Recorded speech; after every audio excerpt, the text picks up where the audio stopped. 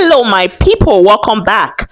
Today news is from Channel Television. It is about the African Democratic Congress (ADC). The ADC says President Tinubu's people want to break their party. Mr. Sambo also say he does not see Rotimi Amaechi getting the 2027 ADC ticket. Some say this is just politics. Some say it is real. We will watch together and talk about it. And my people, I will also read some comments from other viewers like you, so we'll see what people are thinking. All right, let's start with the first 10 minutes. Some of these pretenses were presented before the court. Are you aware? Am I aware of what? Of those allegations and the circumstances surrounding those court documents. Well, I mean, I listened to Mr. Kachiku on your program last Friday, I think, where he made those allegations. And I'm glad you pointed it out to him that what he was alleging were crimes. When you uncover crime, what do? You don't call a press conference. As a citizen, you have a duty to stop crime. So when you uncover crime, you report to the nearest police station and ensure that the alleged criminal is arrested and prosecuted accordingly. So if he is actually in possession of evidence that crimes were committed, why is he calling press conferences? Why is he going around media houses? Why didn't he just go to the police and report that signatures were forged or documents were forged and obtained fraudulently? So, I mean, the matter of this individual is becoming worrisome because it's obvious there is no limit to how far he's willing to go to carry out the assignment that he has been given. So, but I'm here this evening with people who were part of the process from the start, members of the party from the start, who have dealt with him, who know the kind of individual he is, and who are in a position to debunk the specific allegation regarding the issue of forgery or not. But he made other allegations. Do you hear that? Talks begin 18 months ago. One person in the comments said, that is almost right after the new government began. Something is pretty about this. I agree, it looked like early secret plan. This is why people call politics a long game. They plan in silence and move small. Like Goswe said, ADC is in serious legal trouble, and Atiku made it about himself. You see, this guest is talking calm, but his words are strong. Yeah, the early allegations. I like, before we bring some of the leaders of the party who are in the studio with us here, let's touch on some of the issues that were raised as to some of the intentions, the allegations of the intentions to de-ethnicize and delegitimize the process and also hijack the ADC through the back door, which he says some of you are involved in. Why does it look, according to him, a militarization or a hijack of the party? Who is in a position today to claim that he has been hijacked or his office has been hijacked? The occupier of the office, right? So if anybody should be claiming that he has been hijacked or his office has been hijacked, it should be Ralph Nwosu, not a presidential candidate in the last election, who, by the way, has been expelled from the party. So you'll expect that the people who are occupying those positions were the ones that will come out to say our positions have been hijacked.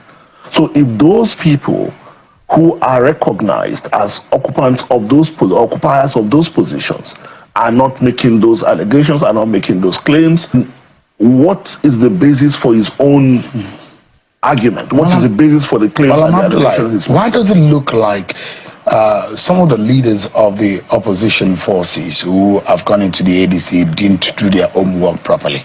Because it is not only Dumebe Kachiku. I had a conversation with Honorable Leke Abejide, who is the only elected National Assembly member of the ADC, who says he was not consulted. And it does look, according to him, he even said he's a landlord. Landlord of where? Of the ADC, as the only elected National Assembly member. And he has been funding, helping, and winning elections back to back with the party. So are there no consultations? What really happened? Why does it look like people were not carried along and a lot of people felt aggrieved by the process of coming into the party? There are not a lot of people who feel aggrieved. There are individuals who are coming forward to say that they are aggrieved. But are these people really aggrieved? You see, we've maintained consistently that what you are seeing is a continuation of the same process that led to the destabilization of other opposition political parties. When we started the process, everybody knew in this country that the coalition was coming up. These individuals did not come forward because the people who are now behind what they are doing felt it was not going to work. Then the moment we announced the coalition and they saw that it was actually going to be successful, then they started crawling out of there. So when Adewale wrote, Tinubu is smarter than all of them, that is a big calm. My people, what do you think? For me, starting talks that early means this is not just about Tinubu, it is about who will control 2027 election. Let's watch the second part. The reason why I asked the question is that there are not so much of people in ADC, for example, as even compared to SDP, where you have more elected people, and perhaps SDP even has a longer history than the ADC. ADC is just about 20 years back in history. But you look at it, there's only one elected National Assembly member. There's only one 2023 presidential candidate. And these are just a few people. I mean, these are just people that you could have consulted outside of Mr. Nwosu, who is now being seen as a renegade who sold out the party. No, not at all. You see, it's not about Mr. Nwosu. It's about the entire leadership of the party. Not only the executive of the party, but the board of trustees and every single person that has a constitutional role to play in the party. A candidate of the party does not have a constitutional role to play in the party. An elected officer of the party does not have a constitutional role to play in the party. Do you understand what I'm saying? But every single person is a political process. It's a political process. I'm saying that in your consultation in going into the party, there are the constitutional part, the legal aspect of it, and there are the political part of it. In running for office, there are political things that you must do, which could even tower above the legal and constitutional part. I can tell you. Your legal process. So the question is, there's only one elected National Assembly member. Why is that kind of person not consulted? Why is the presidential candidate in the last election not consulted?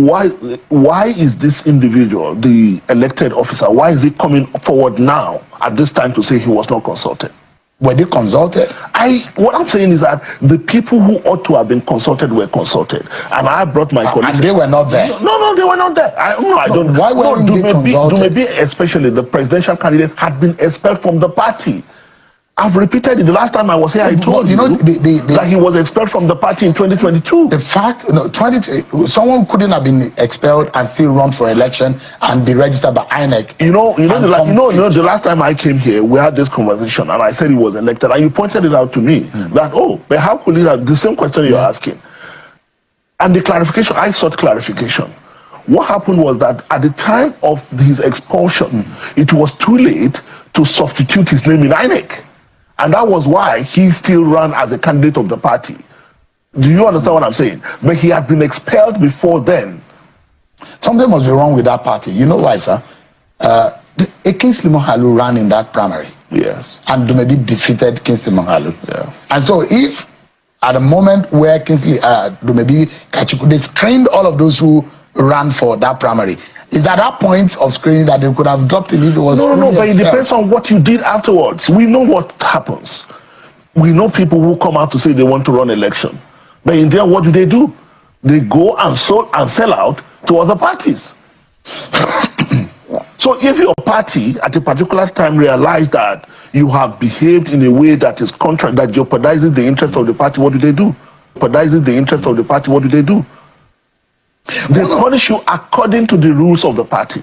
Listen to how careful he talks. He's saying things without saying too much. One person wrote in the comment section, "You really know your onions, Malam Bolaji." Some in the comment think this is a big game. One person said, LP says Tinubu is causing division. PDP says same. ADC says same. Maybe he is father to all. That is funny but also deep. Politics here is all about power, so they will go any length to take power. That is a strong view. Are you worried about some of these confluence of ideas that is against the intentions of the Amaechis of the world, yourself? I mean, you're an experienced politician. You've been in PDP, you've been in APC, you've been a former commissioner, you've been a former minister. And so you understand what these political maneuverings could be for the future of what you're working on. It could jeopardize. Are you worried about it? No, not at all. How all of these people? No. Honorable Abidjide is in court. Maybe he's in court. It does not worry us in any way because they were envisaged. How? What drove the coalition in the first place was the destabilization of other opposition political parties. We would be naive to think that we will come on board and the same people, the same hands that destabilize those parties will allow us to settle down and be in a position to challenge them for power in 2027. But the mistake they made was that they did not bank on the fact that we will do our due diligence and every single thing we needed to do legally, we will do it. So they can bring all these individuals. I don't know what agreements or arrangement they have with them, but I can tell you that they are wasting their time. Because this ADC, this coalition, we did everything that was necessary. Mr. Abdullahi, and I've seen a portion of the ADC constitution. I don't know if you have studied it. You cannot, enshrined in that constitution, you cannot lead the party only after you've joined the party after 2 years. No. That has been amended. It has been amended. It has been amended. Two key amendment points. One, that you cannot occupy a position in the party until 2 years after you have joined. That has been amended. Two, that when an officer of the party resigns, then he can only be replaced by an officer from his zone or her zone. That has also been amended. Look, we're not joking here. You've done your homework. You've tidied up the loose ends. This took time. You cannot have the caliber of people in this coalition and you will expect that they will just leave. I mean, it's only God that's perfect, right?